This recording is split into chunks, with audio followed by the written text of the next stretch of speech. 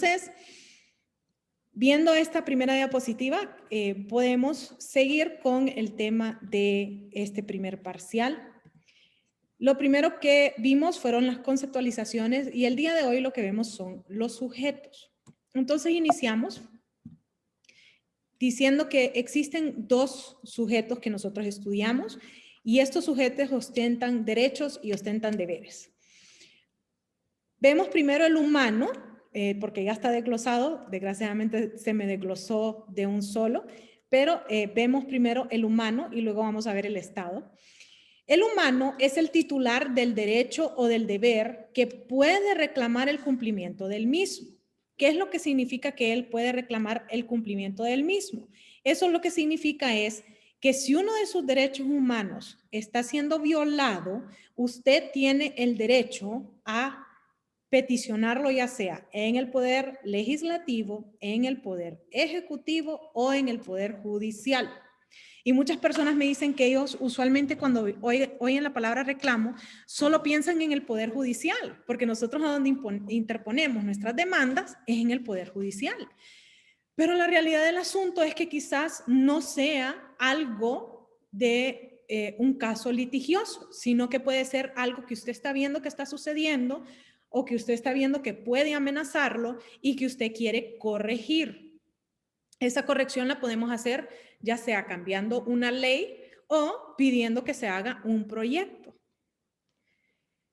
Ejemplo, si yo miro de que en mi comunidad no está muy bien formada una escuela pública y yo quiero que mis hijos vayan a esa escuela pública, quizás inclusive yo puedo tener los medios para mandarlo en una privada, pero yo digo, pero ¿por qué yo lo tengo que mandar a una privada si el gobierno tiene aquí una escuela pública? Entonces, ¿qué puedo hacer? Puedo ir a la escuela y decirles, disculpen, ustedes están fallando en algo. O puedo ir a la Secretaría de Educación y decirles, miren, aquí en la escuela pública están usando libros de hace 10 años, deberían de usar libros más actualizados. O en vez de usar libros, deberían de usar una tablet. Deberíamos de hacer un proyecto tal vez con JICA o tal vez con la Embajada de Estados Unidos por medio de USAID para que se nos den tablets en esta escuela. Es decir, que no necesariamente yo tengo que ir al Poder Judicial.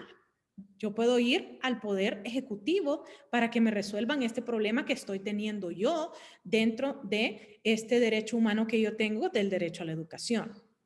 Un derecho humano que fue muy debatido esta semana, el derecho a la vida. Esta semana les digo porque esta semana fue que estuvo bastante en las noticias, no porque esto sea una batalla nueva, no, es bastante antigua, y tampoco porque sea algo que no se ha peleado desde hace aproximadamente un mes, que es cuando inició. ¿Y usted qué opina, abogada? Disculpe que la interrumpa. De la reforma. Sí. Le doy mi respuesta como persona, le doy mi respuesta como abogada, o le doy mi No, respuesta como profesional jurídica, porque uno muy bien. aprende también del concepto de quien lo prepara, pues. Muy bien.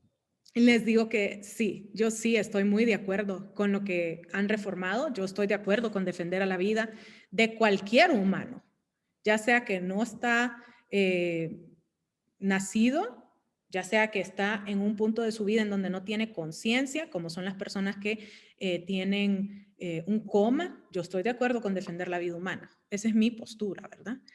Como ser humano y como abogada, yo creo que siempre deberíamos de respetar el derecho humano de la vida, porque si no respetamos el derecho humano de la vida, ¿qué derecho humano vamos a respetar? ¿Cómo yo voy a reclamar otro derecho humano si no tengo vida? Pregunta del millón, ¿verdad? Entonces, el humano, ese es el titular del derecho o del deber que puede reclamar el cumplimiento del mismo. Existen dos debates en cuanto al humano. El debate de que si la titularidad la ostenta el ser humano o la ostenta una persona humana. Y ahí es justamente algo que vamos a ver el día de hoy en clase. Caballos afuera de mi casa. El segundo debate que existe es que si está obligado a defenderlo. Caballos enfrente de mi casa. Que si está obligado el titular de ese derecho a defender ese derecho o si alguien más está obligado a defenderlo. Es decir, si yo tengo el derecho a la vida y todavía no he nacido, ¿cómo voy yo a defender ese derecho? ¿Tendré yo alguna manera de defender ese derecho? ¿Verdad? No, Dice Diana que no y dice José que no. Bueno, abogada, podría defenderlo a través de la madre, pero si es ella misma quien está tratando de deshacer todo eso, pues no, no tiene ninguna otra, ¿verdad? Sí, ¿verdad? Pareciera que no tenemos otra manera. Igual, ¿debería el Estado en algún momento ser quien defiende estos derechos humanos? Sí, sí, la verdad que sí. Sí, entonces la gran pregunta es, ¿será la persona humana, el ser humano o cualquier institución el que tiene el deber de defenderlo? Inclusive nosotros los abogados como profesionales del derecho, ya ustedes cuando tengan ese título en mano, significa que ya deberían de saber cuáles son los derechos humanos, entre otros un montón de derechos, ¿no? Entonces ustedes como sabedores, ¿sí? Personas que saben, ¿ustedes deberían de defender esos derechos humanos? Sí, abogada, pienso que sí. Es correcto, la respuesta es que sí. Me levantó la mano Marvin, dígame Marvin. Sí, abogada, estoy en lo correcto. O sea, pienso que es deber de nosotros defender ese derecho. Correcto, nosotros tenemos el deber de defender ese derecho. Y del otro lado, de los sujetos de los derechos humanos, tenemos al Estado. El Estado se auto-obliga, es decir, yo me obligo a mí mismo a hacer ciertas cosas. Lo primero es a respetar los derechos humanos. Lo segundo es a proteger los derechos humanos. Lo tercero es a prevenir. Lo cuarto es a satisfacer. Lo quinto es a proveer. Lo sexto es a promover. Y lo último es garantizar. Es decir, que el Estado se compromete a hacer toda esa lista de cosas para todos los derechos humanos a los cuales él se ha autoobligado a seguir. Muchas personas me dicen a mí, pero ¿por qué autoobligado? Y les digo yo, porque nadie, absolutamente nadie, obliga al Estado de Honduras a firmar un tratado internacional. No, abogada, pero es que nosotros tenemos presiones, pero es que a nosotros nos obligan, es que a nosotros nos dicen que si no nos quitan las ayudas, que si no, sí, todo este montón de cosas. Sí, pero al final del día, especialmente si ya llevaron la clase de tratados, ustedes saben que nosotros tenemos el derecho a la reserva. Entonces nosotros podemos firmar un tratado internacional y después decir, pero para Honduras, nosotros no vamos a aceptar tal artículo, no vamos a aceptar tal cosa, ¿sí? O pensamos que tal término significa tal cosa.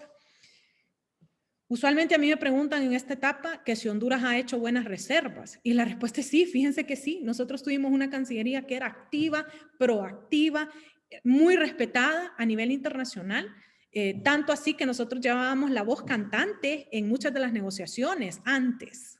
Ahora, mi experiencia ha sido que en los temas donde yo voy o no llegan o solo llegan el último día de la negociación a hacer la votación. Esa es la experiencia que yo he tenido. Muchas personas a mí me dicen que es que Honduras tiene una cancillería muy pequeña. Yo sé que ustedes piensan que no, pero la realidad es que sí. Tenemos una cancillería increíblemente pequeña. En Naciones Unidas nosotros lo que tenemos asignado son 5 personas.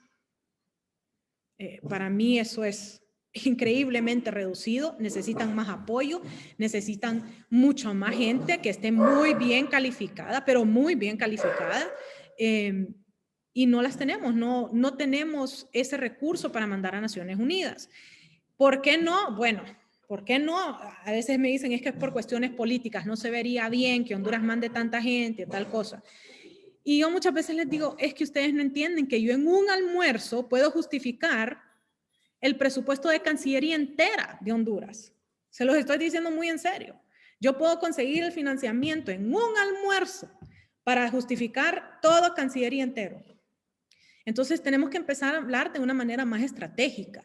Tenemos que empezar a mandar a esos negociadores. Necesitamos negociadores adentro de esas salas nuevamente. Cancillería está envejeciendo. queramos entenderlo, no. Uno de los muy buenos diplomáticos que nosotros tenemos es el embajador Madrid Ochoa, que está justamente en Naciones Unidas, pero de Ginebra. Él tiene, escuche bien, 4 personas y maneja todas las Naciones Unidas, parte de la Unión Europea.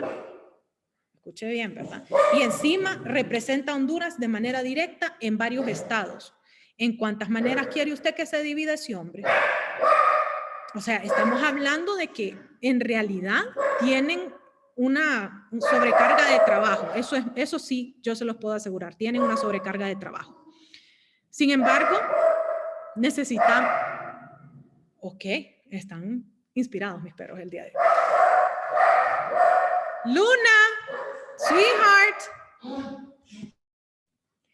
Entonces, ¿qué es lo que nosotros tenemos que hacer? Tenemos que tener una Cancillería más responsable, y con más responsable no solo significa tirarle más responsabilidad a los que ahí están, sino que significa mandarles el personal que ellos necesitan, ¿sí? Entonces necesitamos eso de manera urgente. Y una vez que nosotros tenemos personas adentro de salas de negociación, nosotros sabemos exactamente lo que cada palabra dentro de ese texto significa. Y sabiendo eso, yo puedo hacer las reservas pertinentes a ese tratado. Entonces, es muy importante esa parte de hacer las reservas. Sí, como les digo, nosotros las hacíamos y las hacíamos muy bien hechas. En un mundo ideal, ¿qué me encantaría a mí? Pues a mí me encantaría tener el presupuesto que tiene Estados Unidos. ¿A quién no, verdad? Estados Unidos tiene un cuerpo de negociadores por tema. Cuerpo, o sea, equipo entero de negociadores por un tema. O sea, ellos se pueden dar ese lujo porque tienen ese presupuesto. Si ya somos realistas, un mundo ideal de Cancillería, ¿cómo se vería? Desde el punto de vista de los diplomáticos privados, yo lo miro una Cancillería muy bien conformada en El Salvador y en Guatemala. Nuestros vecinos que están igual que jodidos que nosotros, así les digo yo, ¿verdad? No es que tienen mucho más pisto que nosotros, están igual que nosotros, ¿verdad? Y ellos sí tienen negociadores que entrenan, que los empiezan desde jóvenes, que si usted va a negociar en Naciones Unidas, usted ya tiene por lo menos unos 10 años de estar en este mundo de negociación y ya sabe cómo comportarse, ya sabe qué esperar, ya sabe cuándo hablar y cuándo callarse, ya sabe qué es lo que usted puede hacer en ese estira y en ese encoge. Entonces, mundo ideal realista sería hacer lo que están haciendo nuestros vecinos, ¿verdad? Que sí lo están haciendo muy bien y que sí tienen esa presencia dentro de salas de negociación. Entonces, nadie nos obliga a firmar. Aún si nosotros sentimos que la presión es muy grande y firmamos, pues tenemos el derecho a hacer esas reservas, y esas reservas las podemos hacer en cualquier momento. O sea que ya habiendo firmado, sí, ya podemos hacer reservas también a los tratados ya firmados. Es parte de nuestros derechos soberanos que nosotros tenemos. Y muchas veces les digo yo, es como cuando uno se casa. Nadie lo obliga a casarse. Nadie, nadie. No, pero es que había panza. No, nadie. Nadie lo obliga a usted a casarse. No se preocupe, yo voy a cuidar la panza. No se preocupe, yo le voy a mandar dinero. Nadie lo obliga a usted a casarse. Si usted se casó es porque usted quiso, punto. No, pero es que ¿qué va a decir la gente? Entonces le importa mucho a usted lo que va a decir la gente. Así de sencilla es la cosa. Nadie lo obliga a usted a casarse. Igual, nadie obliga a Honduras a casarse. ¿Sí? ¿Para casarse hay presión? Sí, hombre, hay presión social, hay presión de los padres, hay presión de la novia, hay presión del novio. Al mío le tocó 8 años que yo dijera que sí, me estuvo presionando. O sea que sí, sí hay presiones, pero la que dijo al final que sí fui yo. La que me comprometí fui yo. Entonces yo tengo que respetar las cosas a las que yo me comprometí a hacer, ¿sí? Entonces, los dos sujetos que nosotros tenemos son el Estado y el humano. Habiendo visto eso, nosotros ahora vemos que tenemos que definir qué es un Estado. Y cuando tenemos que definir qué es un Estado, lo primero que tenemos que definir es qué es la República, porque si ustedes se fijan, ¿cómo se llama la Constitución de Honduras? ¿Alguien que me diga cómo se llama la Constitución de Honduras? Constitución de la República. Oh, miren, David dice que se llama Constitución de la República de Honduras. ¿Y por qué no se llama Constitución del Estado de Honduras? Cuénteme, David.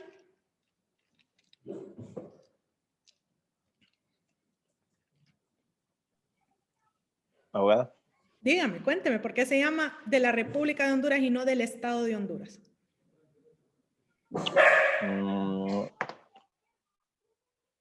Me Me agarró quemarropa. No sé.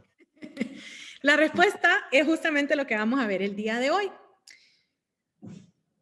Usualmente en la teoría clásica a nosotros nos decían que el Estado tenía 3 elementos. ¿Cuáles eran esos 3 elementos? Cuéntenme. Territorio, población Población y poder organizativo. Perfecto. República viene de la palabra res pública, es decir, una cosa que es pública, que lo que significa es un conjunto de uno o varios pueblos que conforman una cosa. Eso es lo que significa república. Es que república significa de que usted no tiene monarca. No, no, no, no, no, no confundamos. República lo que significa es que es un conjunto de uno o varios pueblos que conforman una cosa. Eso es lo que significa, ¿ok? Contiene 3 elementos: población, territorio y poder. ¿Por qué creen ustedes que yo pongo a la población como primero y no el territorio como varios de ustedes me dijeron?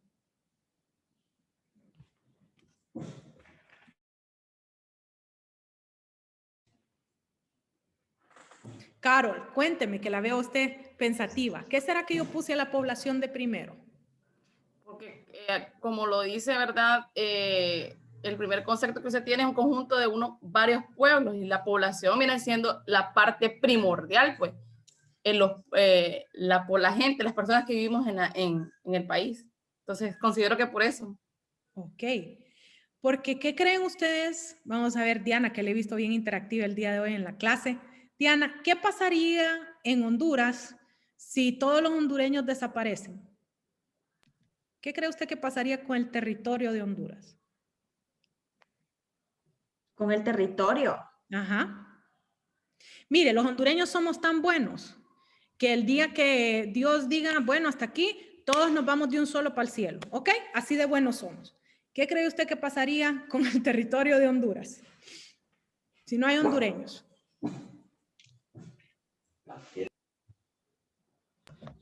Pues lo conquista otra gente, abogada. Ahí está. ¿Quién sería el poder? Si no hay hondureños, ¿quién sería el poder? Esa gente que va a llegar. Esa gente que va a llegar. O sea que si no hay población, simplemente no puede haber poder. No puede haber. Y si no hay poder, ¿quién nos va a defender el territorio? Y usualmente yo les digo, El Salvador nos tiene hambre, ¿verdad que sí? Dice Evelyn que sí, que El Salvador nos tiene hambre, dice Evelyn. ¿Ustedes creen que si los hondureños dejamos de existir, El Salvador no va a ser el primerito en querer entrar? Claro que sí. Ahí está Raúl Bukele. dice que sí. Está Bukele, que dicen que es como Morazán, dicen. Oiga, eso. Nayib Bukele. Abogada, Dígame, Marvin. por ahí escuché a Nayib Bukele que le estaba pidiendo a las Naciones Unidas que si les podían dar el poder de Honduras, Guatemala parece, y Nicaragua. No, él no puede hacer eso.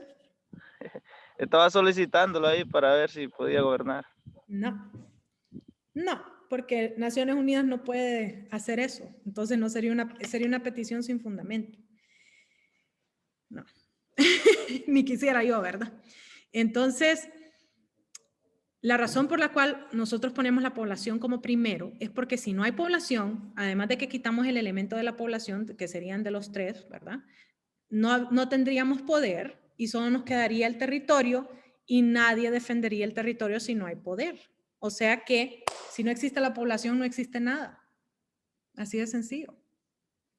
Requerimos los 3 elementos y a eso lo llamamos república, no lo llamamos Estado. ¿Por qué? Porque para que exista un Estado, nosotros tenemos que tener la concepción de que el Estado lo que significa es que yo existo.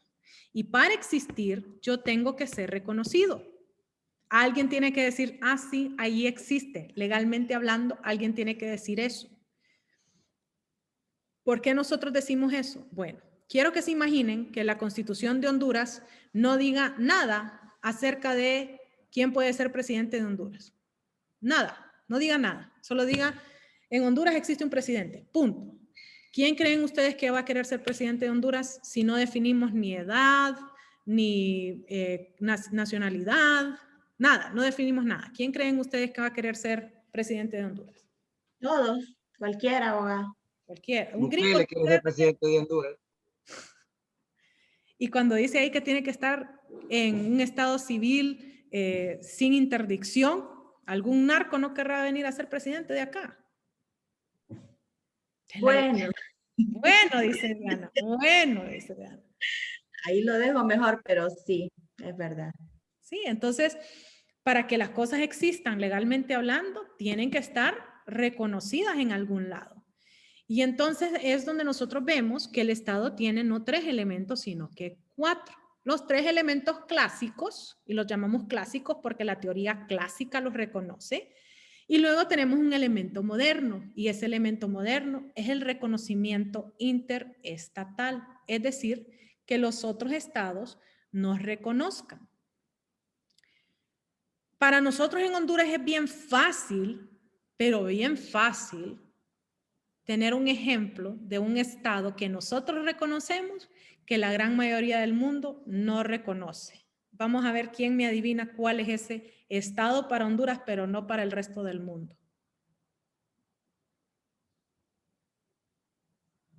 Les soplo un poquito, nos dan un montón de dinero. ¿Quién creen ustedes que es ese que nos da un montón de dinero?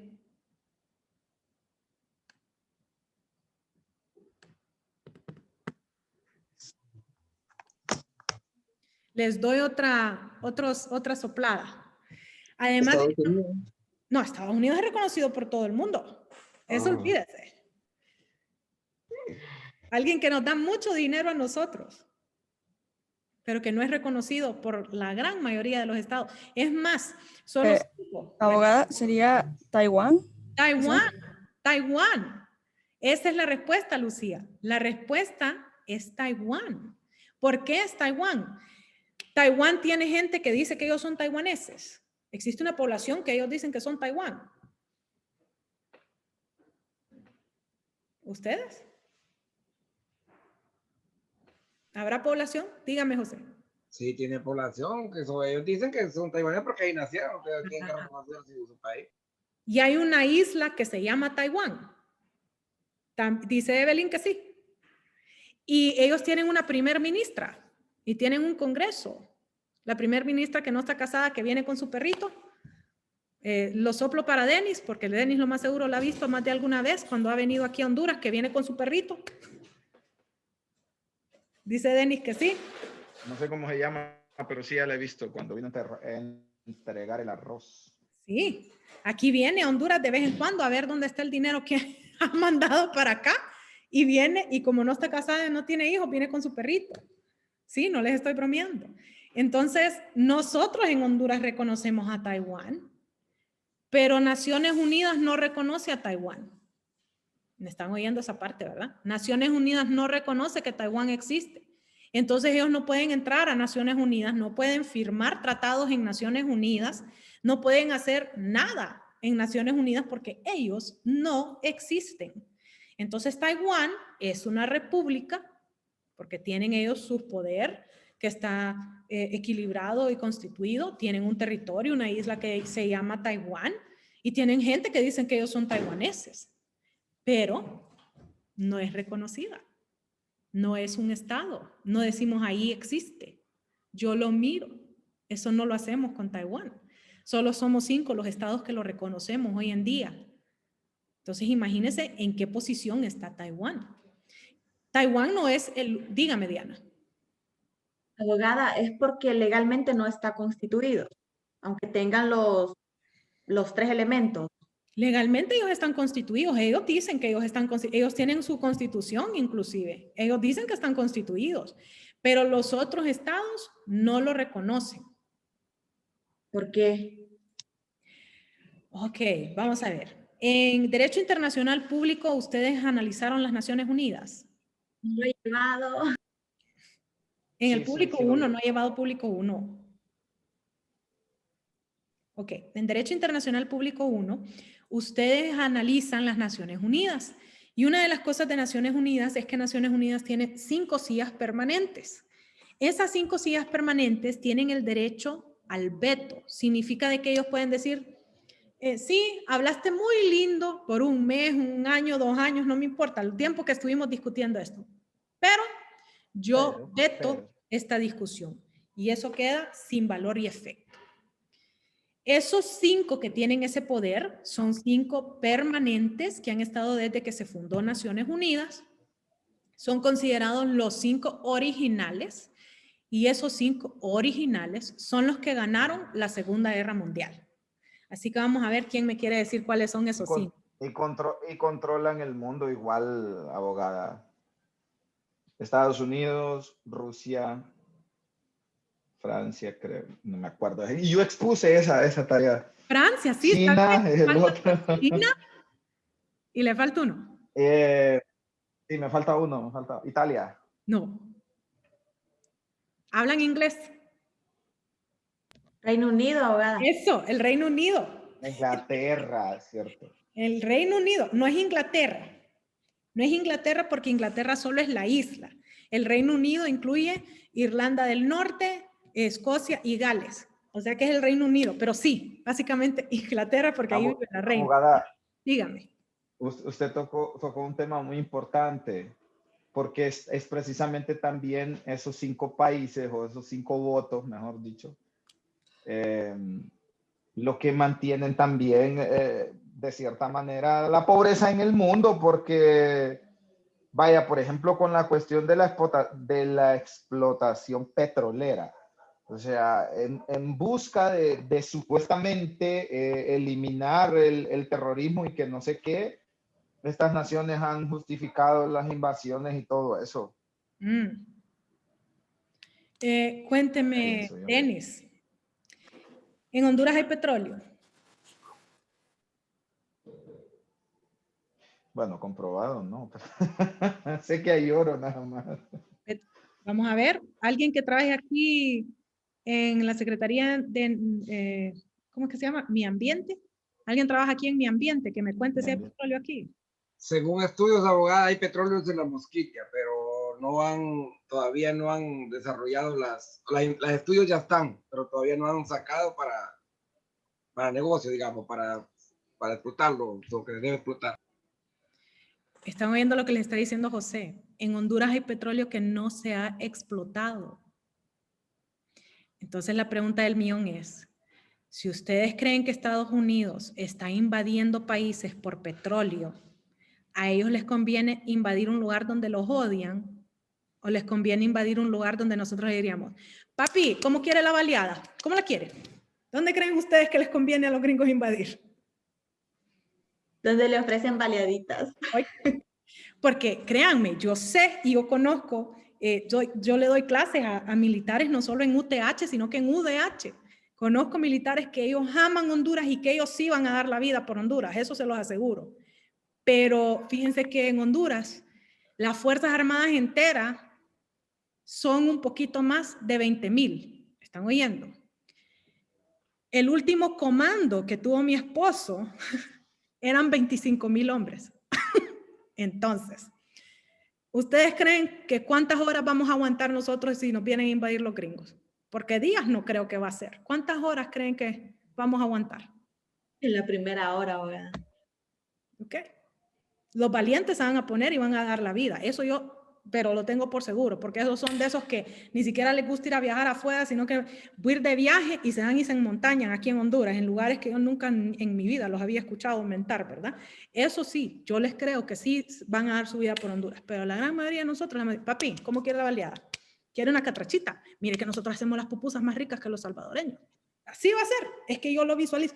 Es más, he escuchado gente que dice, ¿y por qué no nosotros nos hacemos como que si fuéramos Puerto Rico y somos un protectorado? Yo lo he escuchado ustedes. Entonces, yo no creo que nosotros le pondríamos mucha lucha a los gringos. Abogada. Dígame, José. Es que no es necesario que nos invadan, o sea, invadidos ya estamos por los gringos directamente. Si va a decir que tiene Palmerola, con solo que manden un pelotón a Palmerola nos hacen perdedizos. Hay con un tratado que firma el gobierno y eso se explota inmediatamente, sí. Solo es que el gobierno quiera. Pues sí. Sinceramente se los digo, si los Estados Unidos lo que está buscando es petróleo, lo más fácil que tienen es venirse aquí para Honduras. Porque aquí nosotros los besamos y les hacemos de todo y amamos a los gringos, aunque les digamos, ay, pitiyanqui, no sé qué, pero bien que los tenemos aquí. Yo por eso les digo. En eso yo le doy la razón, abogada. Bueno, yo se lo digo por las cuestiones de... Bueno, es que siempre he dicho yo que no podemos llamarle a esto blanco y a lo otro azul cuando las dos cosas son del mismo color. Y sí, me recuerdo que en la exposición que hice sobre la ONU, considero yo que ha sido un organismo, bueno, creo que de hecho las mediaciones de la ONU es lo que quizás ha evitado que nos exterminemos nosotros mismos con la cantidad de armamento nuclear que tienen estas 5 potencias. Desapareceríamos en un día toda la faz de la Tierra. Pero bueno, yo sí lo veo como que ante esas naciones nosotros somos sinceramente un puntito en un gran pizarrón pintado. O sea. Eso sí le aseguro yo, Denis. Eso sí se lo puedo decir. ¿Y saben por qué? Porque ellos siempre luchan primero por ellos. Y adivinen qué deberíamos de hacer los hondureños. Siempre Honduras debería de luchar por Honduras. Yo no le miro nada malo a eso, se los digo muy en serio. Nosotros deberíamos de empezar a actuar de esa manera, en poner primero a Honduras y después lo demás. Esa es una doctrina que también se mira en mi clase de Derecho Internacional Público, se llama la doctrina Estrada, es una doctrina de intervención. Les va a tocar, si están suscritos a mi canal, les va a salir cuando dé la última clase en Derecho Internacional Público 2, esa es la última clase que yo doy, doctrinas de intervención. Esas doctrinas de intervención, una de ellas se llama la doctrina Estrada, fue desarrollada por México. México, con la doctrina Estrada, dice México primero, México segundo, México tercero y después el resto del mundo. Y si ustedes se fijan, ¿cuándo han visto ustedes un mexicano que no habla como mexicano? Siempre le canta. Incluso, abogada, hay gente que va a Estados Unidos y se les pega el acento mexicano. Nosotros los mexicanos. ¿Cuándo no ha visto un mexicano o cuando no ha escuchado un mexicano que no se crea la mamá de Tarzán? Bueno, y además de eso, que no le ande buscando tacos en donde sea que vaya, ¿verdad? Vienen a Honduras y piden tacos. No piden baleada, no piden catrach, piden tacos. Y ellos cantan así por el resto de su vida. Oye, güey, ¿verdad? O sea, el mexicano no se confunde, porque el mexicano, desde la doctrina Estrada que fue en los años 30, ellos es primero México, segundo México, tercero México y después el resto del mundo. Y ellos se han convertido en una potencia. Queramos entenderlo o no, México ahora es una potencia a nivel mundial. Son parte de lo que nosotros conocemos como los BRICS, que es Brasil, Rusia, desde el punto de vista económico, ¿no? Brasil, Rusia, India y México, los BRICS, así los llamamos. Son una potencia económica ahora a nivel mundial. Están invadiendo la televisión, no solo en Estados Unidos, sino que en América Latina nosotros vemos tele mexicana, ¿sí? Entonces, ellos son una potencia mundial y es justamente porque ellos han puesto a México primero. Estados Unidos es primero, aunque entre ellos se vuelen macet, pero ante el mundo, ellos son Estados Unidos. Y punto. Y así son las potencias mundiales. Rusia primero es Rusia. Alemania primero es Alemania. Después podemos venir nosotros, pero ellos primero son ellos. Y nosotros todavía no hemos entendido que nosotros tenemos que ponernos primero nosotros. No, pero es que mira... Se va la canciller, ¿verdad, abogada? El canciller. No, la de Alemania. Ah, la primera ministra que ellos denominan canciller, sí, ya se le terminó el término a Angela Merkel. Sí, ya se le terminó. Para muchos de nosotros decimos gracias a Dios porque ha hecho unos desastres bien interesantes ahí. Pero sí, ya se le terminó el término a ella. Bien, como les estaba diciendo, no solo Taiwán es el que no está reconocido. Hubo un caso muy interesante que se dio en España hace unos años en donde Cataluña dijo nosotros nos independizamos. ¿Se acuerdan de eso? Que Cataluña se independizó. Ellos votaron. Sí, sí. Y argumentaban que ya tenían absolutamente todo, su moneda, ejército, lengua, y querían ser Estado. Hasta formar una selección de fútbol. Es correcto. Ellos tienen su propia población, ellos tienen su propio territorio, Cataluña, ellos tienen su propio parlamento. Entonces ellos tienen los 3 elementos. ¿Qué sucede? Que el resto del mundo reconoce a España, no reconocen a Cataluña. Nosotros reconocemos a España. Entonces, muy interesante eso. Hong Kong, que ha estado en protestas por ya más de 2 años, diciendo que ellos quieren ser su propio estado. Y obviamente China dice que no, que ese estado no existe, que lo que existe es China, no existe Hong Kong. Existen también el Macao, existe el Tíbet, ¿sí? Los monjes tibetanos, yo sé que los han visto por lo menos, que están con su túnica roja, ¿sí? El Dalai Lama, por ejemplo, y todas esas cosas. Ellos quieren ser su propio estado, pero están adentro de China, no se reconoce. Abogada, pero mire, usted tiene, y disculpe que la interrumpí, pero Sí. esta duda me la quiero sacar y veo que usted tiene un conocimiento increíble en política internacional. ¿Cómo funciona Canadá y Belice y Nueva Zelanda y todo eso, que tengo entendido que ven como reina a la reina Isabel, pero... Ok.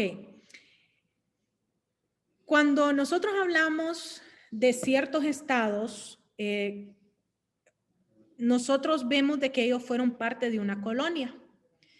Ese es el caso de nosotros como parte de la colonia que tuvimos con España, fuimos una colonia de España, pero también existen los estados que han sido parte de la colonia danesa y estados que han sido parte de la colonia Portugal, de Portugal, como es el caso de Brasil, ¿no? ¿Qué es lo que sucede con las excolonias de Gran Bretaña? Existen excolonias que se independizaron por medio de la guerra y existen excolonias que se independizaron porque Gran Bretaña les dio la independencia. Miren qué interesante esa parte, ¿verdad? Una cosa es que yo vaya a la guerra y otra cosa es que a mí venga mi mamá y me diga, sí, ya estás independiente. Y le decimos mamá porque usualmente se le dice madre tierra, ¿sí? Madre patria. Los estados que se independizaron de Gran Bretaña por medio de la guerra, el más famoso de ellos es Estados Unidos de América. Ese es el más famoso, ¿sí? Ellos, por haberse independizado por medio de la guerra, pierden la protección de su madre tierra.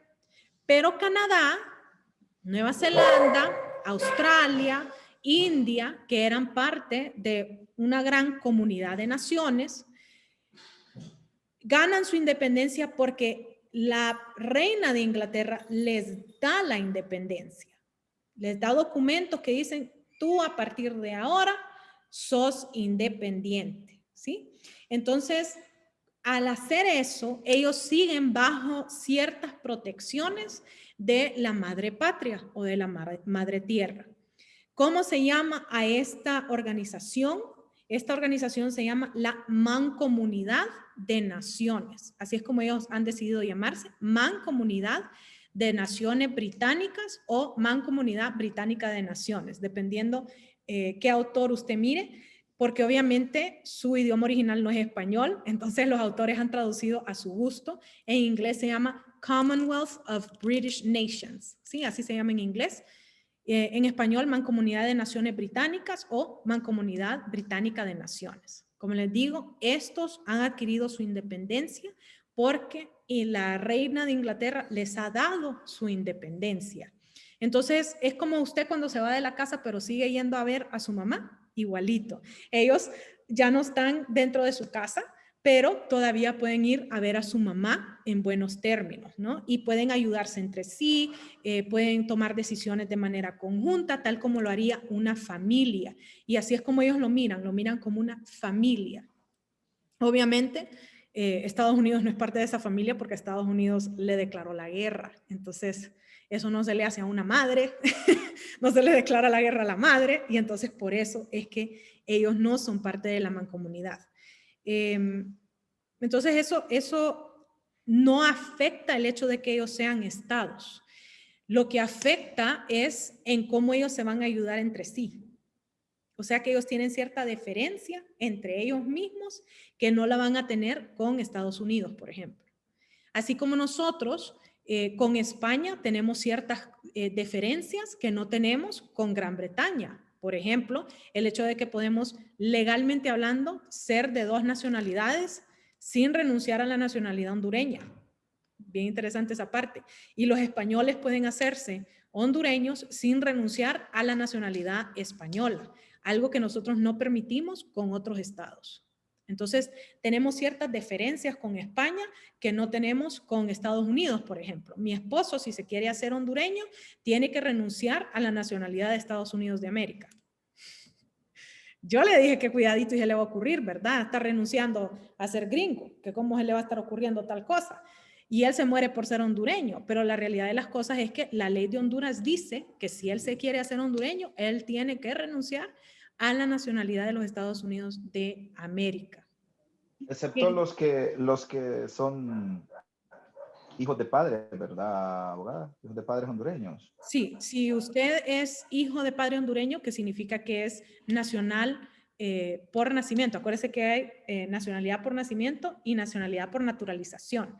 Si usted está nada más reconociendo su nacionalidad por nacimiento, no tiene que renunciar a ella, porque es su derecho de sangre. Pero si estamos hablando de los naturalizados, sí, tienen que renunciar a la nacionalidad, a menos que sea española. Todas las demás las tienen que renunciar. Súper interesante eso, ¿verdad? Entonces, ¿qué es lo que estamos diciendo con todo esto? Que el Estado es que otros reconozcan a nuestra república. Eso es lo que significa un Estado. Que otros reconozcan a mi república, ¿sí?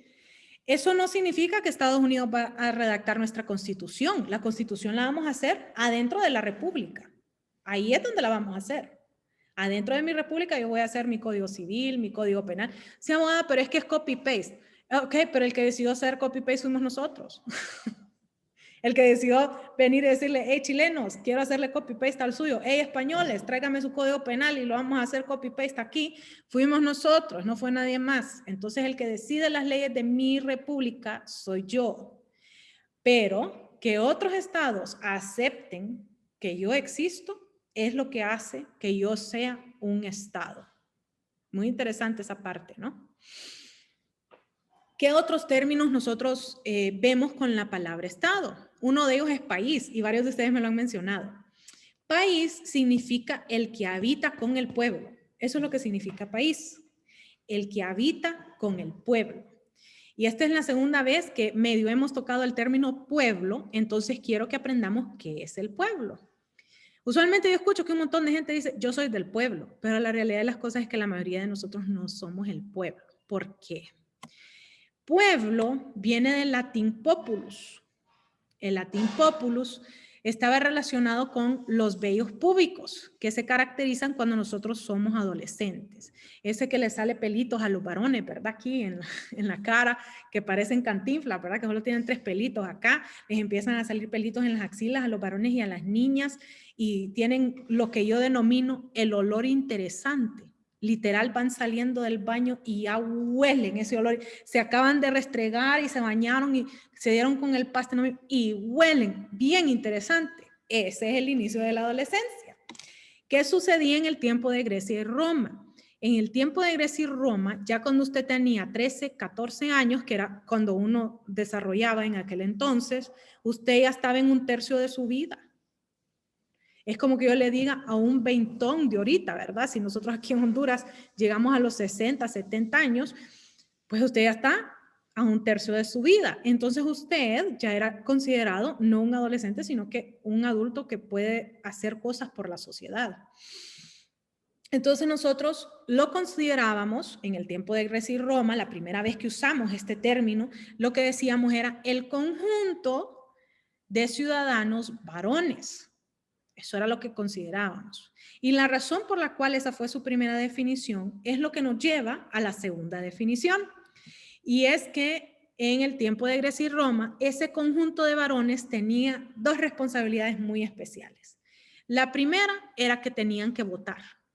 Y la segunda es que ellos tenían que defender la república con las armas. Y no son las armas legales, y no son las armas económicas, y no son las armas intelectuales ni académicas. Las armas de fuego, las armas letales. En aquel entonces armas letales eran espadas, cuchillos, flechas, arcos, todas las armas de la guerra antigua, ¿no? Miren qué interesante que dice defender la república. No dice defender ideas, no dice defender partidos políticos, no dice defender mi tienda, defender mi negocio, defender mi familia. No dice eso. Dice defender la república con armas que pueden llegar a matar a otro ser humano de manera inmediata, ¿sí? Hoy en día, nosotros consideramos que el pueblo está formado por humanos. Ahí hay un debate bien grande porque existen varias teorías que nos dicen de que no, que los robots también son parte de la guerra y los tanques, que ahora los drones por control remoto, pero honestamente todavía no le hemos dado personería a los drones ni a los robots, entonces todavía en estos momentos lo consideramos formado por humanos que pueden defender la república con las armas, que están entrenados a defender la república con las armas. Y hasta el día de hoy, ese pueblo sigue siendo mayormente masculino. En Honduras, menos del 5% de las Fuerzas Armadas es femenino. En Honduras, menos del 10% de la policía es femenina. Si el 5% de las Fuerzas Armadas decide no llegar a trabajar, ¿qué creen ustedes que le va a pasar a las Fuerzas Armadas? Dice José que nada. Nada. Es la minoría, pues los demás, la mayoría los varones. Pero si el 95% de las Fuerzas Armadas deciden no llegar a trabajar, ¿qué creen ustedes que va a pasar? Ahí sí, que todo el mundo hace lo que quiere en la calle. Queda indefenso. ¿Y qué va a hacer El Salvador? Nomás se dé cuenta que no hay ejército ahí para proteger. Viene para Honduras. Entonces, todavía hasta el día de hoy es considerado mayormente masculino el pueblo. Muchas veces a mí me dicen, abogada, pero usted no quisiera ser parte del pueblo. No, yo soy gallina. Yo voy a salir corriendo al hoyo más grande cuando yo vea venir esos gorilas, y más si estamos hablando de que nos van a invadir los gringos. No, papi. Mi esposo era el chaparro de su unidad y mide 5 pies 11, ¿verdad? Entonces, no, mi amor, yo voy a ir a correr allá. ¿Quieres que te mande café? Con mucho gusto yo te lo mando. ¿Quieres que te mande sándwich? También te mando sándwich. Pero aquí está mi tarjeta. Mira, para que cuando termine la guerra, ahí me hablas para defenderte. Pero yo en estos momentos me voy a ir a esconder. Yo no voy a estar poniendo mi pecho. Mentira. Y uno tiene que admitir esas cosas, pues. O sea, uno tiene que admitir que yo no voy a dar mi vida por Honduras. No la voy a dar. Por mis hijos, futuros hijos, ahí sí yo le puedo decir que sí podría dar mi vida por mis futuros hijos. Pero yo dar mi vida por Honduras.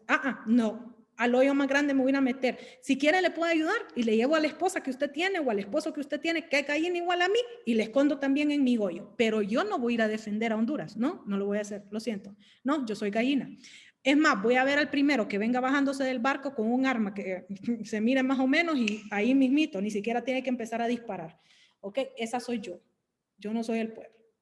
Pero yo sí tengo alumnos y tengo un esposo que sí son el pueblo, que ellos más ven el peligro y van hacia el peligro. ¿Qué están pensando? Les digo, es que eso es mi entrenamiento, es lo que yo creo, esa es mi pasión. Ok, belleza, mi amor, usted vaya hacia la guerra, que yo me quedo aquí bien guardadita en mi casa. Esa soy yo no soy parte del pueblo. ¿Cuáles son las naciones en donde hay más mujeres adentro de las Fuerzas Armadas y de la policía?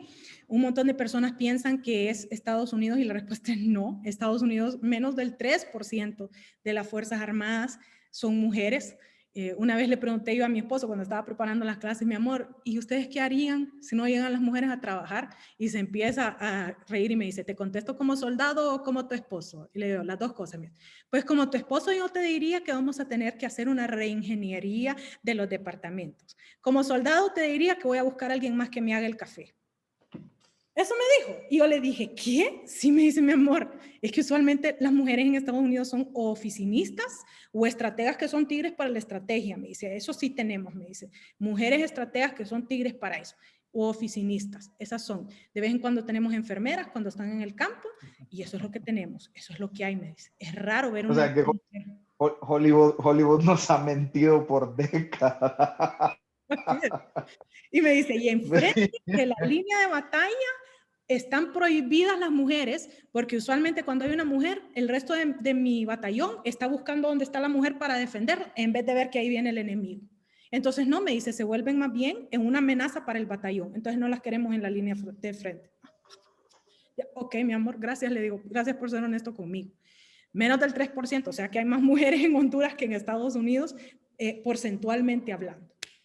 El que más tiene mujeres adentro de las Fuerzas Armadas es Francia, que tiene 14% de su Fuerza Armada son mujeres. Usualmente están enfocadas en la Fuerza Aérea, o sea que son pilotos. Tenemos bastantes que son pilotos y tenemos bastantes que son mecánicos de aviación, que son muy tecnificados y con computadoras. Muy impresionante verlas trabajar realmente, pero eso es lo que tenemos. O sea, aún en Francia, las Fuerzas Armadas y el pueblo tienen cara masculina. Y entonces viene la pregunta del mío y me dicen, abogada, ¿y entonces nosotros solo somos el país? ¿O qué somos las mujeres? Y hay una respuesta bien bonita, y ahí sí digo, yo también quiero ser parte de eso. La economía. Economía viene del griego oikos nemo. Oikos significa manejo y nemo significa hogar. En otras palabras, economía lo que significa es el manejo del hogar. ¿Qué significaba eso en el tiempo de Grecia y Roma? Pues ya dijimos que los hombres andan en la guerra. Y en el tiempo de Grecia y Roma, la guerra literalmente no era de que, hey, vos te vas a montar en un avión, te vamos a mandar 6 meses y luego tú regresas y ya estás de vuelta con tu familia. Esa no era la realidad en el tiempo de Grecia y Roma. En el tiempo de Grecia y Roma, usted se iba 3 años, 5 años, 10 años, guerras hasta de 30 años, ¿verdad? En donde estuvieron, el mismo soldado pudo haber estado 30 años en esa guerra. ¿Quién se quedaba en la casa manejando no solo la casa, sino el negocio familiar?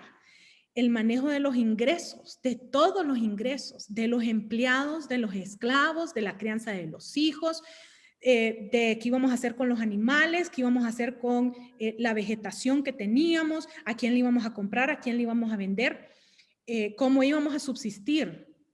Algo que ustedes ven en derecho laboral, el salario, que era literalmente sal que le daban al soldado. No se lo daban al soldado en medio de la guerra, se lo daban a esa mujer que ellos tenían en la casa y esa mujer tenía que decidir qué hacer con esa sal, que la sal literalmente era el efectivo en ese momento, ¿ok? Entonces, la que manejaba el destino financiero de ese hogar en todos los aspectos era la mujer. Se consideraba formado por los humanos del sexo femenino, ya que los hombres estaban muy lejos en la guerra. Pregunta del millón, ¿qué le gustaría hacer, la economía o el pueblo? Por eso la mujer siempre maneja el billete, ¿va? Oiga, miren qué interesante lo que dice Denis, y ahora les vengo y les digo qué es lo que pasa el día de hoy. Hoy en día, nosotros lo consideramos como los humanos que manejan el destino financiero de los ciudadanos privados. La mayoría de los hogares en Honduras son manejados aún por la mujer. Casi al 34%, según las últimas estadísticas que nos dio el Registro Nacional de las Personas, es manejado exclusivamente por madres solteras, las que se autoidentifican como madres solteras. Es decir, que ahí no están las que les da pena decir que son madres solteras, ni están ahí las que, es que mira, mi esposo se fue mojado y entonces yo soy la única que está aquí, entonces yo no soy madre soltera porque tengo esposo, pero está allá. O sea que ahí solo estamos contando las que ellas mismas dicen que son madres solteras. Y eso es más de 1/3 de los hogares en Honduras. ¿Ok? Además de eso, el 60% de las micro, pequeña y mediana empresas que crean más del 70% de los trabajos en Honduras son liderados por mujeres. Y aún, para que nos cale aún más, así como dice Denis, las mujeres siempre son las que manejan el pisto. En las casas hondureñas, todavía la que decide qué es lo que vamos a comer, dónde vamos a comer, a qué súper vamos, dónde van a ir los niños a la escuela, van a ir a bilingüe o no, van a ir a pública o a privada, a qué iglesia van a ir, vamos a tener empleada doméstica o este mes no vamos a tener porque tenemos que ahorrar un poquito de dinero porque quiero comprarme una lavadora nueva. Todas esas conversaciones. Usualmente, los que toman esa decisión en Honduras siguen siendo del sexo femenino. Usualmente. Eso está cambiando un poco, sí, yo estoy más que segura que eso está cambiando un poco. Pero la realidad de las cosas es que todas esas decisiones usualmente las sigue tomando la mujer. Denis, ¿qué piensa usted de eso? Confirmo. Confirmo, ¿eh? ¿Alguien más que me quiera confirmar? Hay un punto, bien. Hay un punto en mi muy caso claro. yo confirmo no sé también. por qué, pero la mujer, y vamos a ser sinceros, la mujer ve un poco más allá de las necesidades básicas que un hombre ve. O sea, yo he estado casado y me ha gustado ser responsable, la verdad, pero hay cosas que yo las veo prácticas. O sea, por ejemplo, yo me recuerdo que una vez tuve una pelea con mi ex esposa por unas mendigas cortinas. O sea, yo no sé, diablos, van a combinar con el resto del cuarto. Yo necesito que me tape el oído y ya. Entonces, en referencia a lo que usted dice, es cierto. Entonces, por eso uno mejor, como sabe que uno, la percepción es más simple, entonces, ok, está bien, encárgate vos de escoger lo que sea prioridad para este mes. Entonces, la mujer sigue siendo el motor económico dentro de los estados y sigue siendo esa la realidad casi a nivel mundial. En Europa está cambiando un poco, en Estados Unidos créanme que es aún más difícil porque allá no hay ayuda, entonces allí es bien sencillo, yo soy el que trabajo y vos sos el que te quedas en la casa y se acabó, vos manejas el pisto, yo soy el que hace el pisto. Eso es lo que más escuchaba yo cuando vivía en Estados Unidos, yo hago el pisto y ella maneja el pisto. Ok, decía yo. Si tenemos problemas, es ella, me decían, porque es la que lo maneja y le digo, bueno, no sos el que lo hace, no sabes cuánto necesitas. Entonces, eso son cosas que todavía hasta el día de hoy es la realidad. Son pocos los hogares en donde ambos toman las decisiones, se sientan y platican. Es mentira. Usualmente son, mira, tenés tanto pisto para gastar y se acabó, ¿verdad? Mi caso es un poquito distinto porque mi esposo ya está retirado, yo soy la que trabajo. Entonces, más bien estamos un poquito más al inverso, más mezclados en ciertas cosas, pero yo sé que yo no soy lo general en ese aspecto, ¿verdad? Entonces, una pregunta que me hacen bastante es, abogada, ¿yo puedo hacer las dos cosas? Y la respuesta es sí. Yo tengo alumnas mujeres que son parte del ejército o de la policía, que además de eso son madres solteras, o sea que ellos son economía y son pueblo. Tengo varones, tengo un varón en especial que la esposa se fue ella de mojada. Así un día él llegó a la casa y él literalmente le había dejado una carta diciéndole que ella no aguantaba estar casada, que ella quería su libertad y que aquí en Honduras ella no miraba prospectos y no sé qué, y se le fue de mojada a ustedes. Y le dejó no con un varón, sino con una niña. Es que a usted, ¿cómo le va a explicar la menstruación? ¿Cómo le va a explicar el cótex? Como que yo lo veo un poquito más difícil a él, ¿verdad? Pero yo lo miro, que así como dicen la madre luchona, a ese lo miro como padre luchón, ahí lleva a la niña a UTH, la sienta al lado de él, no la deja tomar Coca-Cola, juguitos, nada más y cosas así. Yo digo, wow, o sea, le está poniendo de su parte. Él trabaja, hace su propio dinero y adivinen, él es parte del ejército. Entonces, él es economía y además es pueblo. Yo en mi caso, ya les dije, yo soy gallina. Yo salgo corriendo para el otro lado, entonces yo soy economía y soy país. Yo decido vivir con el pueblo, ¿sí? Entonces yo soy economía y soy país. Obviamente usted no puede ser pueblo y país, porque literalmente país significa el que habita con el pueblo. Ese es el país, ¿no?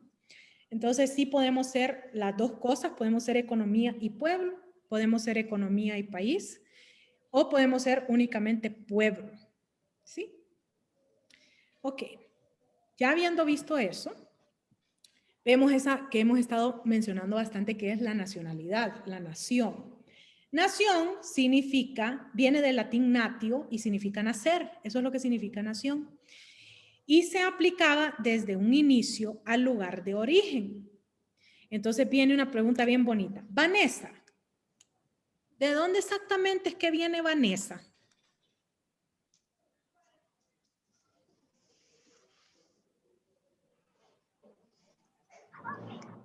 Es que está bien profunda, abogada. ¿Pero de dónde viene usted, Vanessa?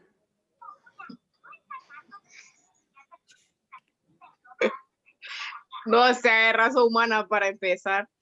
No sé qué tan intensa sea el origen, la naturaleza, el principio. Mire qué interesante. Ella me dijo la raza humana.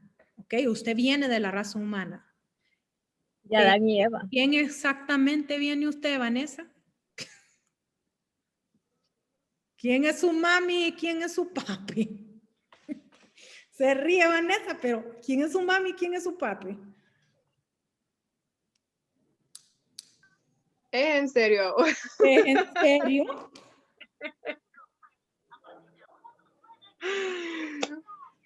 Dios. Los progenitores, así, Ajá. identificarlos. Ajá.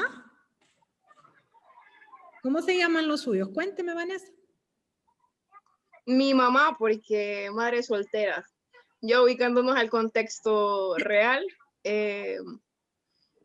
Lucy era de Baquedano Mendoza, mi apellido es Kenia Vanessa Baquedano Mendoza. Bien, entonces su mami es Lucy, o sea que su lugar de origen es Lucy, literalmente, de ahí es de donde viene ella. Mi origen es Laura y Eduardo, ese es mi origen, de ahí es de donde yo vengo, o como les digo yo a veces en clases presenciales, les digo yo, hicieron cositas ricas y ¡pus! Nació esta belleza, literalmente eso fue lo que pasó, porque ahí usualmente eso es lo que pasa, ¿verdad? Entonces, les digo, piénsenlo así, de algún lugar tuve que venir yo. De algún lugar es que yo vengo y literalmente donde yo vengo es de una mamá. ¿De cuánto? ¿Sí? Entonces yo vengo de una mamá y vengo de un papá. Ese es mi lugar de origen. De ahí es de donde yo vengo.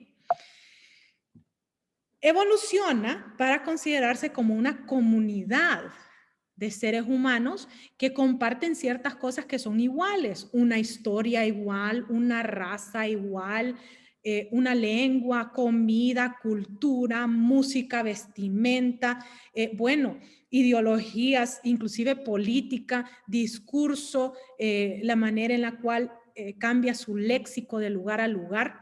Ahí vimos al principio de la clase que estaba hablando Denis con José y estaban, ¿es que vos sos holanchano? ¿Vos sos holanchano? No habla igual un holanchano a como habla alguien de Tegus, a como habla un jampedrano, no hablamos igual. Y eso que somos un país muy pequeño en extensión territorial y aún así no hablamos igual, no comemos igual. Usualmente el de Tegucigalpa le gusta comer con tortilla, al de San Pedro Sula le gusta comer con tajadas o tortilla de harina, ¿verdad? A ese cuidadito y le va a estar diciendo que le va a dar tortilla de maíz con una comida, ¿qué es eso? Entonces, tenemos comida distinta, la manera en la que hablamos es distinta, pero es el mismo español. No, no es el mismo español. Venga a hablar con mi papá y venga a hablar con mi mamá y va a ver cómo es de distinto ese español que ellos hablan. Ni decirles de la personalidad, ¿verdad? Usualmente a mí me dicen que yo no soy de Tegucigalpa porque soy demasiado alegre. Y escucharon por qué. José ya me sacó el trapito al sol de que un macanazo de mi familia es de San Pedro, ¿verdad? Yo tengo personalidad muy de sanpedrana, pero no llego tanto al extremo. Yo les digo, es que ustedes son un extremo. Usualmente les cuento la historia que una vez mi papá necesitaba que le hiciera algo del negocio y necesitaba que yo le firmara. Antes yo daba clases de sábado todo el día, desde las 7 de la mañana hasta las 6:30 de la noche.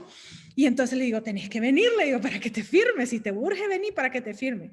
Miren, yo no sé cómo hizo ese hombre, pero habló con el rector, habló con la decano, habló con un montón de mis alumnos, habló con varios profesores. Y cuando ya se iba, que yo lo fui a dejar el carro, todo el mundo decía, adiós, doctor. Y digo, ¿qué? Literal, has estado aquí 1 hora, ¿qué hiciste? No es que yo saludo a la gente, me dice. Y yo, ese es un sanpedrano. Yo no sé cómo hacen, pero esa personalidad que tienen es impresionante. Bailarines, platicones, o sea, es muy sanpedrano y yo adopté muchas características de él, pero nunca soy a ese extremo. Mi hermana sí, mi hermana es a ese extremo y más. Pero esa personalidad alegre del sanpedrano no es igual a la de Tegucigalpa. Usualmente los de Tegucigalpa nos dicen que somos subidos, que somos creídos, que no les gusta salir a parrandear con nosotros porque con uno de Tegucigalpa uno parrandea como Jesucristo, cada quien con su pisto, mientras que con los sanpedranos se pelean por quién es que paga la Confirmo. Confirmo. Con los de Tegu se parrandea como dijo Cristo.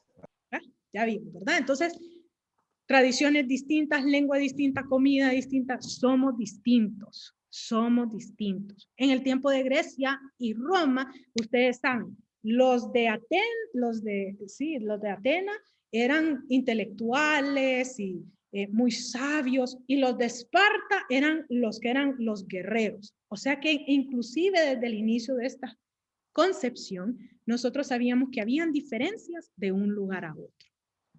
Así es como nacen las dos naciones, la nación por suelo y la nación por sangre. Cuando nosotros hablamos de la nación por suelo, tenemos que decir que eso fue un invento realmente de las Américas. Fuimos nosotros, los americanos, de manera específica Estados Unidos de América, pero la mayoría de los americanos hemos adoptado esta teoría del suelo. No existe en Europa la teoría del suelo, dicho sea de paso. No existe. Usted nace en España, qué bueno, naciste en España, pero de aquí no sos, ¿ok?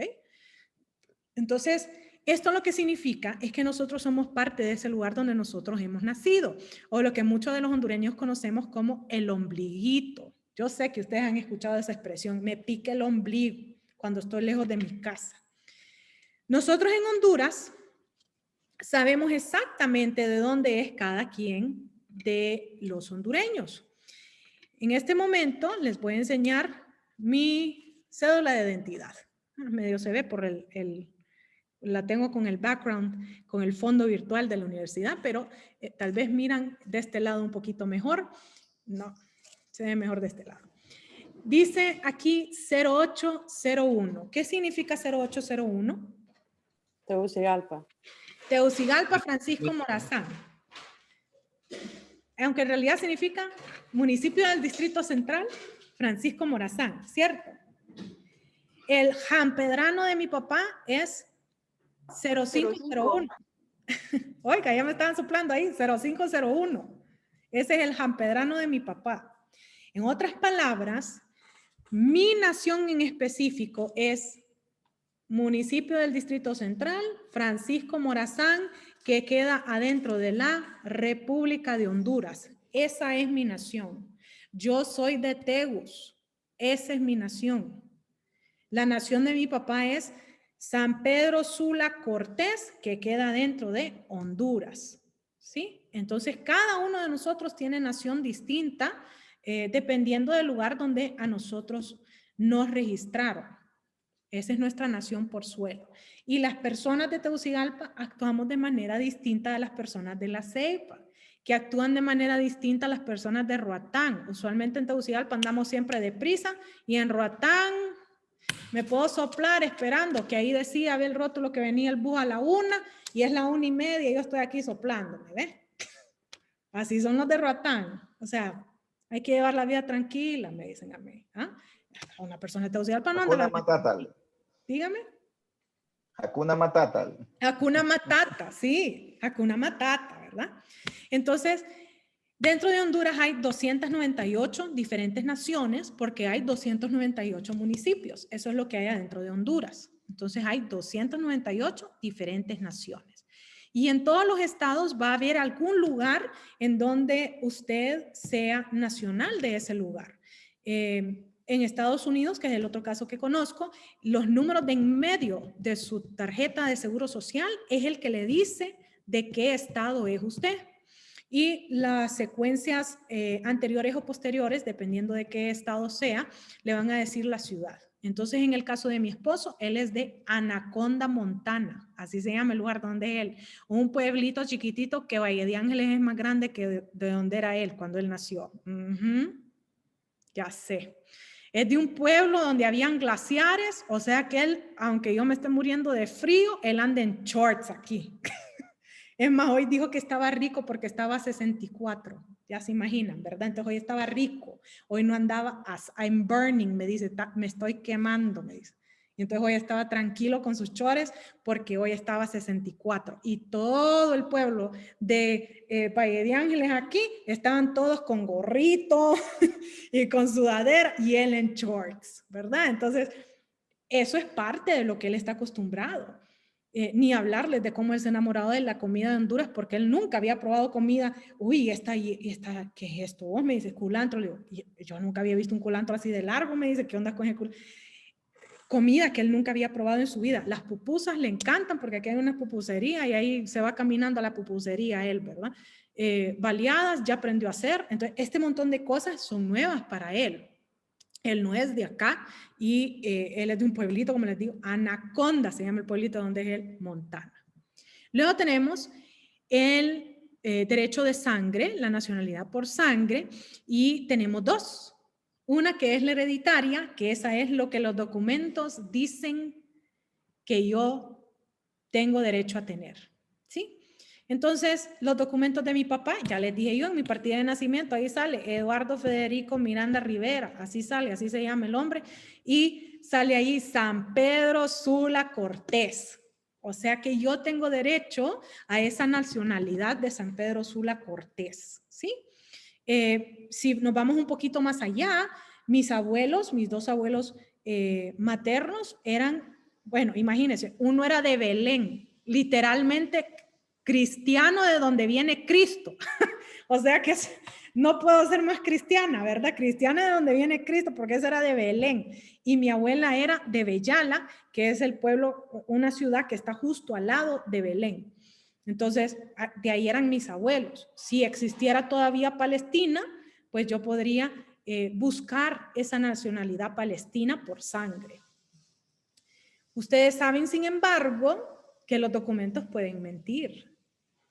O sea, así como yo puedo decir que yo soy 0801, puede ser que mi mamá me tuvo en Comayagua, pero, uy, no, yo no voy a tener una hija burra, entonces voy a ir a registrarla a Tegucigalpa. Eso se da mucho, ¿verdad?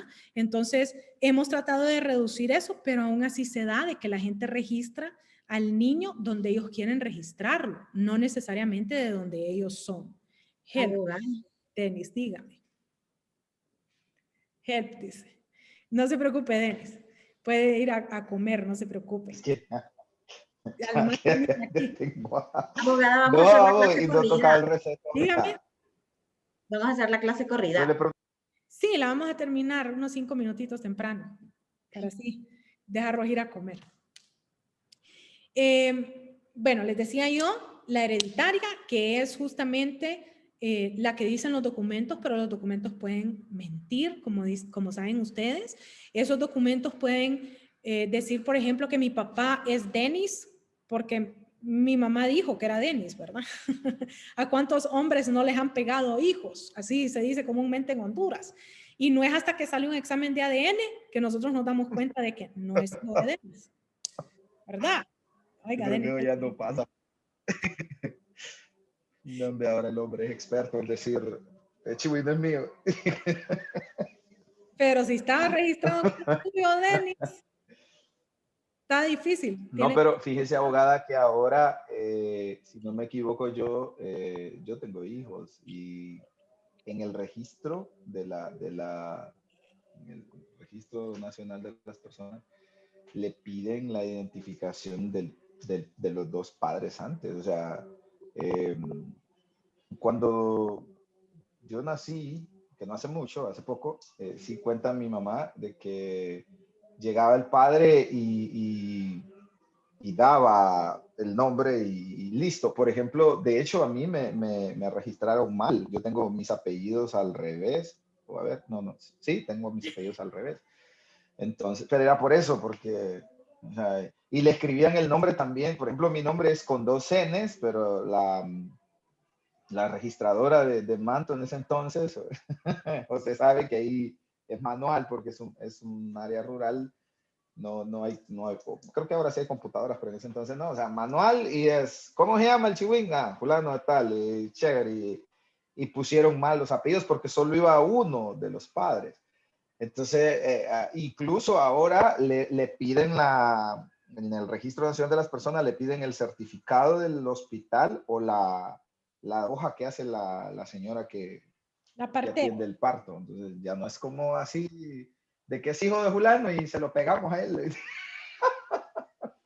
Pues le cuento que aquí en Tegucigalpa lo que tienen es fotocopia de identidad de la madre fotocopia de la identidad del padre. Y para conseguir una fotocopia es lo más fácil del mundo. Ustedes como abogados se van a dar cuenta que eso es fácil. Abogada. Digan.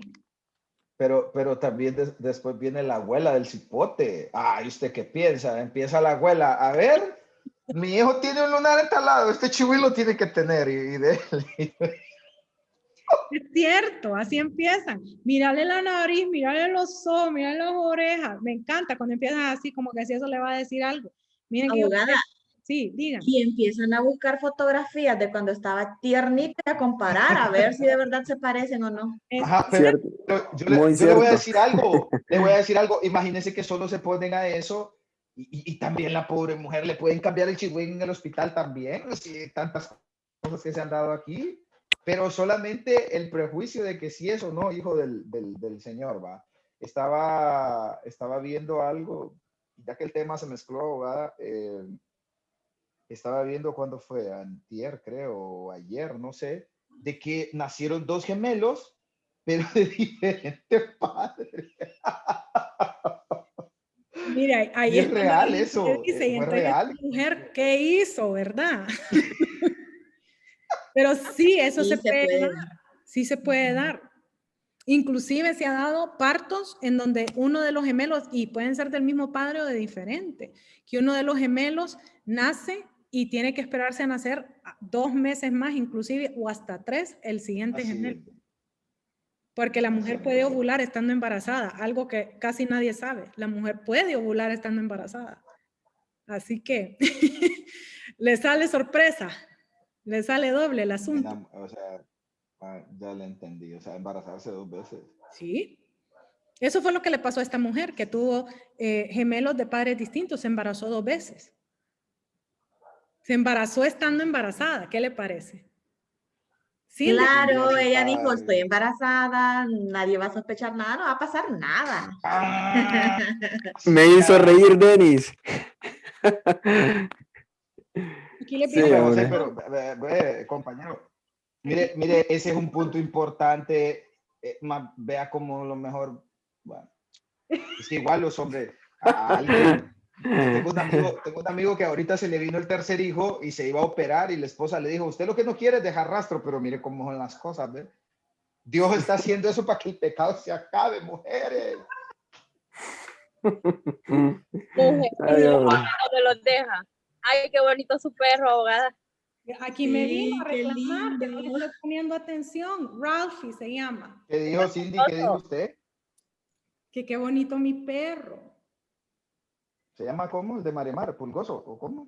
Ralph se llama. Firu. Míralo. Firulai se llama, hombre. La segunda nacionalidad por sangre que tenemos es la nacionalidad genética. Y la genética nosotros la sabemos por examen de sangre o de saliva. Esos estudios no solo sirven para saber quién es mamá y quién es papá, sino que también para saber exactamente de dónde es su sangre. Se llaman estudios genéticos ancestrales. Esos estudios genéticos le van a decir a usted si usted es en realidad español indito o si tiene algo ahí de italiano o de dónde es que usted es. Mi esposo se lo hizo y solo salió europeo del norte. Ese sí me salió más blanco que nada. Y el mío me salió que yo tengo de Samoa, de África, de Palestina, de Europa, de todos lados me salió. Y entonces les digo yo, claro que yo trabajo con la ONU, si yo soy la ONU, ¿verdad? Literalmente, yo tengo de todos los lugares en ese examen de ADN que yo me hice. Obviamente, el examen de quién es mamá. Yo me lo hago, solo saco sangre de la montaña y de cualquier otro arrabal. Literalmente, el de examen de quién es mi mamá y quién es mi papá es importante en cuestiones de nación, porque las naciones de mi papá y de mi mamá van a ser las mías. Pero este examen que nos dice las cuestiones ancestrales, hay un empuje bastante fuerte por muchas ONGs para que ya sea reconocido. Irlanda es el único que lo reconoce. Ese pasaporte tiene peso porque obviamente es el pasaporte de la Unión Europea. Pero a menos que usted sea bien blanco y que tenga pecas y medio rubio, ojos verdes o azules, las dudas que tengamos irlandeses acá. Si tiene más del 75% de sangre irlandesa, no necesita hablar celta, no necesita hablar inglés y tiene acceso a ese pasaporte. Tenemos en Honduras la nación Miskita y la nación Garífuna, que ellos quieren que si usted sale con esa sangre, se le reconozca su nacionalidad, ya sea de Honduras o de Nicaragua. Y ese esfuerzo es liderado por ONGs nicaragüenses, no por hondureñas. Pero sí está eso siendo discutido inclusive en Naciones Unidas. La nación que más pelea por eso es la nación Cherokee. La nación Cherokee es una de las más grandes en Estados Unidos de América y ellos luchan porque sean reconocidos como nativos de los Estados Unidos de América. Obviamente ellos no quieren aceptarlo porque hay un montón de mexicanos que podrían ser de la nación Cherokee y entonces tuvieran acceso a ese pasaporte y a esa nacionalidad. Entonces, todavía no tiene una aceptación muy grande esto de mi ADN ancestral, pero está ya mucho apogeo a esta teoría. En Honduras nosotros tenemos 10 naciones genéticas que nosotros las conocemos como etnias, están reconocidas. Estas 10 reconocidas son Maya Chortí, que yo les digo Chortí porque de Maya no creo que tengan mucho, Lencas, Pech, Garífunas, Misquitos, y así podemos nombrar las 10 etnias que son naciones genéticas de Honduras. Y luego tenemos las que no están reconocidas, la más grande de todas siendo los mestizos, esa mezcla de español con aborigen. Esa es la más grande nación que nosotros tenemos y esa es aún no reconocida por la ley. Sin embargo, hablamos español y no perdonamos una Navidad si no tiene una torreja y un tamal, ¿verdad? ¿Qué Navidad nosotros perdonaríamos sin torreja y tamal? Eso es justamente porque somos mestizos. Esas son las 3 naciones que nosotros tenemos acceso a ellas al momento de ser una nacionalidad por nacimiento, ya sea suelo o sangre. ¿Tienen preguntas sobre esto? No, abogada. Dígame, Diana. Es que técnicamente tuvimos que haber terminado a las 7:40 porque son 10 minutos por cada hora de receso y no tuvimos nada de receso. Sí, le cuento que ahora solo nos están permitiendo 10. Pero 10 de todas las horas. Bueno, pues ya son. Ya sé. Créanme que para mí catedrática también es un poquito pesado. Pero no está bien bonito el tema, me encanta y todo, pero es que ya tengo hambre. Yo creo que muchos también aquí. Sí, yo sé, yo lo sé, Diana. Bien, entonces, ¿tienen alguna pregunta sobre las naciones o les ha quedado claro este tema de las naciones? Sí, abogada. Está bien bonito. Me pregunto yo, ¿qué nación serán las mujeres de Santa Bárbara? ¿Qué mujeres tan bonitas? Ellas usualmente son mestizas, pero tienen un componente bastante grande de España. Ellas tienen mucho de España. De la región Vasca, no me equivoco. Dígame, David. Bueno, usted le escuché que se hizo este examen genético. Sí. Pues imagino que aquí en Honduras no hay, porque de que quise, bueno, muchas veces averigüé del ADN aquí en Honduras y siempre me mencionaban que lo hacían en San Pedro, que lo hacían en Tegucigalpa, pero al final investigando son laboratorios que extraían la muestra, pero la enviaban a Costa Rica o la enviaban a otro país, no es que realmente la hacían en nuestro país. Eso me indignaba y me molestaba. Porque aquí lo único que hacen es la prueba de paternidad. Eso sí creo que sí la hace la Universidad Nacional. Ahorita sí, ya la está haciendo. En mi tiempo, cuando trabajé en el juzgado de familia, la teníamos que mandar a México o Estados Unidos, la de paternidad. La de ancestral todavía no la hacen acá, sino que la hacen en Estados Unidos porque tiene que comprar cada uno de los exámenes por región del mundo. Imagínense cuánto costaría comprar esos exámenes, comprar el acceso a esos exámenes. Entonces sí es bastante caro ese tipo de prueba. O sea, para el laboratorio. Para uno de cliente, si es una sencilla que solo quiere saber ¿De dónde exactamente soy yo? La más sencilla lo que le cuesta son $30. Si ya quiere algo más específico como no quiero solo saber Honduras, sino que quiero saber exactamente de dónde en Honduras, ya le va haciendo un poquito más cara la prueba, y la más cara de todas es la que le dice, además de eso, qué problemas médicos puede llegar a tener por su genética. O sea, eso sí ya son aún más caros. Ahí ya podrían llegar hasta unos $3,000 si le hacen el panel completo, ¿verdad? Entonces, sí, depende qué es lo que usted quiere. Puede ser lo mínimo, unos $30. Lo máximo pudiera, no, ni siquiera 3,000, si solo con el examen de la mujer del BRAC 1 y BRAC 2, solo ahí son $500. Entonces, imagínense para hacer todo lo demás. Abogada, o sea que este examen que se realizó usted de genético, ¿se lo hizo en Estados Unidos? Sí, me lo hice en Estados Unidos, me costó $30. Entendí. Sí, yo me hice el sencillo.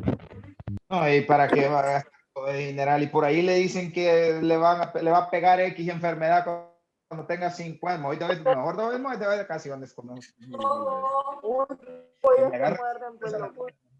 bueno, muchachos, si no tienen más preguntas, entonces los voy a dejar con... Se me trabó la computadora. Los voy a dejar con la cita de esta semana para que la puedan copiar y puedan hacer su observación en su cuaderno cuando ustedes lo quieran. Y la cita de esta semana es: ¿por qué permitimos que la crema innata de la sociedad nos silencie por ser ofensivos? Ser ofensivo es bueno y es parte de la libertad de expresión. Esto lo dijo un periodista que se llama Brendan O'Neill. Brendan es del Reino Unido. Él vive en Londres parte del tiempo, y parte del tiempo lo vive en Nueva York, pero debido al COVID ha estado únicamente en el Reino Unido estos últimos, bueno, ya casi el año entero ha estado en el Reino Unido, y él es una persona que ha sido invitado a debatir en Oxford, en Harvard, en Cambridge, y él dijo esta cita justamente porque el periódico que él tiene un periódico que se llama Spiked, ese periódico que él tiene, publicó un reportaje diciendo: los hombres que quieren ser mujeres nunca van a poder ser realmente mujeres porque su ADN siempre va a ser XX, nunca va a ser XY, mejor dicho, va a ser XY, nunca va a ser XX, que es el ADN de una mujer, XX. Entonces, él publica esto y recibe una cantidad de odio, e inclusive le tratan de cerrar el periódico porque dicen de que él lo que está haciendo es ofendiendo a las personas que son hombres pero dicen ser mujeres, o sea, a los trans. Y tratan de cerrarle el periódico por eso. Y entonces él dice esta cita en un debate que él hace en Oxford y dice: ¿por qué permitimos que la crema innata de la sociedad nos silencie por ser ofensivos? Si ser ofensivo es bueno y es parte de la libertad de expresión. Les agradezco por estar conmigo esta noche. Ha sido una noche bien interesante. Hemos hablado de cómo podemos llevar nuestra profesión a una maestría. Hemos hablado acerca de la reforma constitucional. Hemos hablado acerca de cuáles son los sujetos del Estado y el humano. Hemos hablado acerca de qué es el Estado, ¿verdad? En toda esta cosmovisión. Y pues hemos terminado con esta cita tan importante en donde nos hacemos la pregunta de por qué nos quieren callar. ¿A qué le temen, verdad? ¿Por qué nos quieren callar? Y esta semana última que acaba de terminar el día de hoy, pues yo vi mucho de eso. No podés opinar acerca del aborto porque sos hombre. No podés opinar acerca del aborto porque no sos médico. No podés opinar acerca del aborto porque no sos abogado. Y este montón de cosas. No podés porque sos mujer casada y las mujeres casadas no deberían de opinar sobre eso. Y entonces la pregunta es, ¿y por qué nos quieren callar, verdad? ¿A qué le temen? Que nosotros expresemos el qué.